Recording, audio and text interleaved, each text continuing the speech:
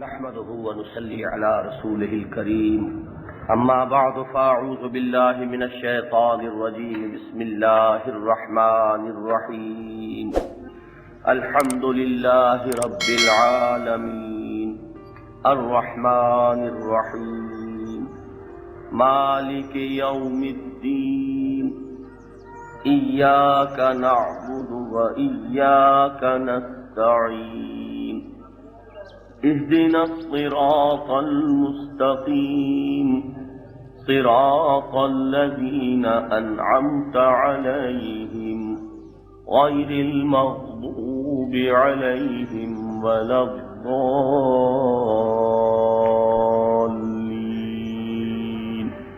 آمين رب اشرح لي صدري ويسر لي أمري واحلل عقدة من لساني يفقهوا قولي. حضرات، پچھلے درس میں ہم نے سورہ فاتحہ کے بارے میں بعض بنیادی اور تعارفی امور پر بحث کی تھی. سورہ فاتحہ کی اہمیت ہمارے دین میں اتنی ہے کہ اس کے فہم پر اور اس کے تدبر پر اگر کئی اجتماعات صرف ہو جائیں تو یہ یقیناً اس کا حق ہے. یہ بھی میں عرض کر دوں کہ اس سورہ مبارکہ کے درس کا حق ادا کرنا واقعہ یہ ہے کہ کسی انسان کے بس میں نہیں ہے.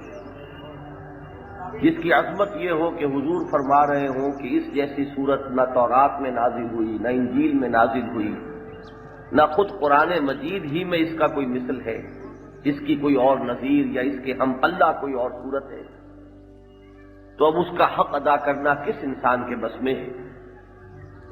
ہمارے اس زمانے میں مولانا ابوالکلام آزاد مرحوم نے ام الکتاب کے نام سے جو تفسیر سورہ فاتحہ کی لکھی ہے، اس میں کوئی شک نہیں کہ وہ معارف قرآنی کا بھی ایک بہت بڑا خزانہ ہے. پھر یہ کہ وہ اردو ادب کا بھی بہت بڑا شاہکار ہے. اسے اردو ادب کے کلاسکس میں شامل کیا جا سکتا ہے. اس کے باوجود یہ نہیں کہا جا سکتا کہ اس سورہ مبارکہ کا حق جیسا ادا ہونا چاہیے وہ ادا ہو گیا. اب چونکہ مولانا کا ذکر آ گیا ہے تو میں ساتھ ہی یہ وضاحت کر دوں کہ ان کے سیاسی نظریات کا معاملہ اور ہے، مجھے اس سے اس وقت بحث نہیں ہے. وہ اتفاق والا معاملہ ہو یا اختلاف والا معاملہ ہو، وہ ایک علیحدہ بحث ہے. اس وقت میں ان کے صرف اس تفسیر سورہ فاتحہ کے بارے میں گفتگو کر رہا ہوں. اور اگرچہ میں حیران ہوں کہ 7 آیات میں سے ایک آیت کا تو انہوں نے کسی درجے میں بھی حق ادا نہیں کیا. بڑا مختصر سا ایک پیرا لکھ کر وہ گزر گئے ہیں، حالانکہ وہ مرکزی آیت ہے سورہ مبارکہ کی. ایاک نعبد و ایاک نستعین، جیسا کہ ابھی میں عرض کروں گا، یہ اس کی بڑی بنیادی اور بڑی مرکزی آیت ہے. اس پر کچھ نہیں لکھا. ربوبیت پر، رحمت پر، ہدایت پر، یہ 3 جو ان کے کانسیپٹس ہیں سورہ فاتحہ کے بنیادی، اس پر بڑی مفصل گفتگو کی ہے.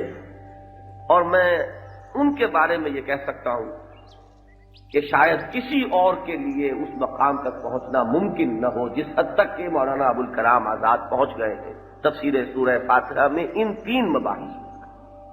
بہرحال میں نے پچھلی مرتبہ عرض کیا تھا کہ آج ہم اس سورہ مبارکہ کے مضامین کا ایک تجزیہ کریں گے.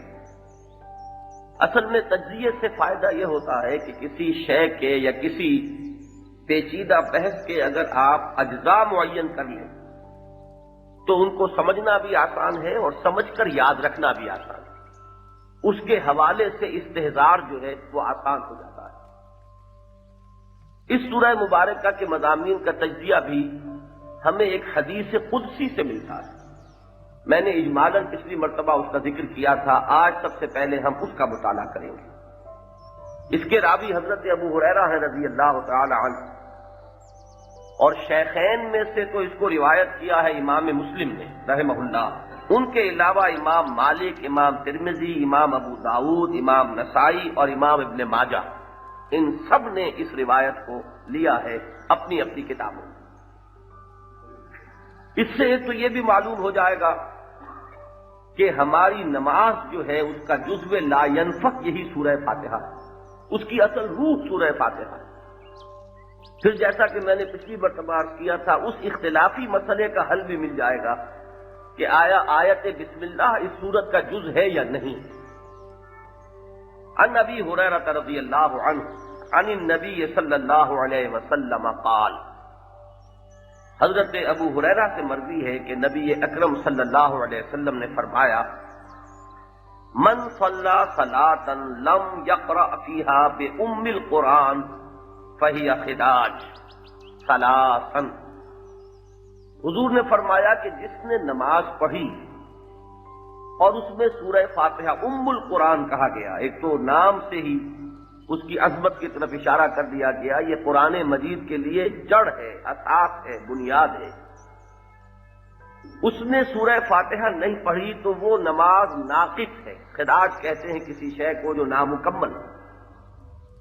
اور حضرت ابو ہریرہ فرماتے ہیں کہ یہ جملہ حضور نے 3 مرتبہ دہرایا، ثلاثا، من صلی صلاۃ لم یقرأ فیہا بأم القرآن فہی خداج ثلاثا۔ اس کے بعد حضور ہی کے اپنے الفاظ غیر تمام، وہ پھر مکمل نماز نہیں ہے، پوری نماز نہیں ہے، یہ خداج ہی کی مزید آپ نے وضاحت فرمائی۔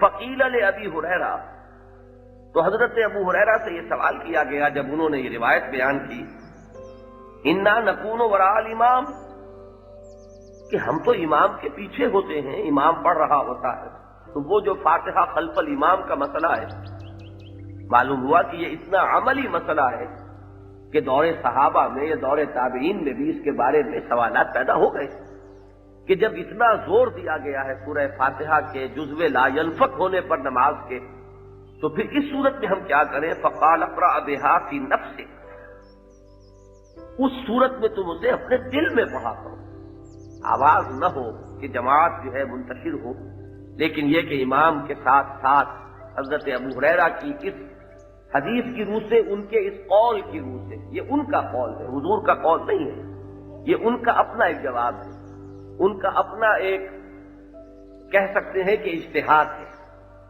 فَإِنِّي سَمِعْتُ النَّبِيَّ صلی اللہ علیہ وسلم، اب آگے وہ حدیث شروع ہو رہی ہے، اس لیے کہ میں نے خود سنا ہے نبی اکرم صلی اللہ علیہ وسلم کو فرماتے ہوئے، یقول قال اللہ عز وجل، حضور نے فرمایا کہ اللہ تعالیٰ یہ ارشاد فرماتا ہے۔ اب یہاں سے حدیث قدسی شروع ہو گئی کہ حضور بیان فرما رہے ہیں، لیکن یہ صراحت فرما کر کہ یہ اللہ نے فرمایا، قسمت الصلاۃ بینی و بین عبدی نصفین، میں نے نماز کو تقسیم کر لیا ہے اپنے اور اپنے بندے کے مابین آدھا آدھا۔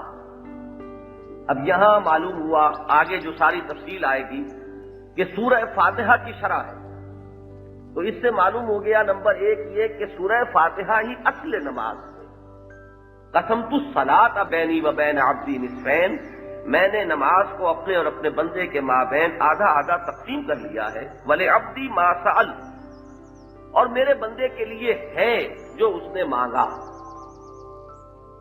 فَإِذَا قَالَ الْعَبْدُ، اب یہاں الفاظ بتا رہے ہیں کہ حدیث قدسی ختم ہو گئی ہے، کیونکہ اذا قال العبد قال اللہ عز وجل، جب بندہ یہ کہتا ہے تو اللہ عز وجل یہ فرماتا ہے۔ اب یہ الفاظ حضور کے ہو سکتے ہیں، اللہ تعالیٰ کے نہیں ہو سکتے، یعنی حدیث قدسی کے الفاظ تو اتنے ہی ہیں، قسمت الصلاۃ بینی و بین عبدی نصفین ولعبدی ما سأل، میں نے نماز کو اپنے اور اپنے بندے کے مابین آدھا آدھا تقسیم کر لیا ہے، اور میرے بندے کے لیے ہے جو اس نے طلب کیا۔ حدیث قدسی اتنی ہے۔ اب اس حدیث قدسی کی شرح حضور فرما رہے ہیں مزید وضاحت کے ساتھ، اذا قال العبد، جب بندہ کہتا ہے الحمدللہ رب العالمین، قال اللہ عز وجل حمدنی عبدی، جب بندہ کہتا ہے الحمدللہ رب العالمین، اللہ فرماتا ہے عز وجل میرے بندے نے میری حمد کی۔ وَإِذَا قَالَ الرَّحْمَٰنِ الرَّحِيمِ قَالَ اللَّهُ عَزَّ وَجَلَّ اثنى علی عبدی، جب بندہ کہتا ہے الرحمن الرحیم، اللہ تعالی عز وجل فرماتے ہیں میرے بندے نے میری ثنا کی۔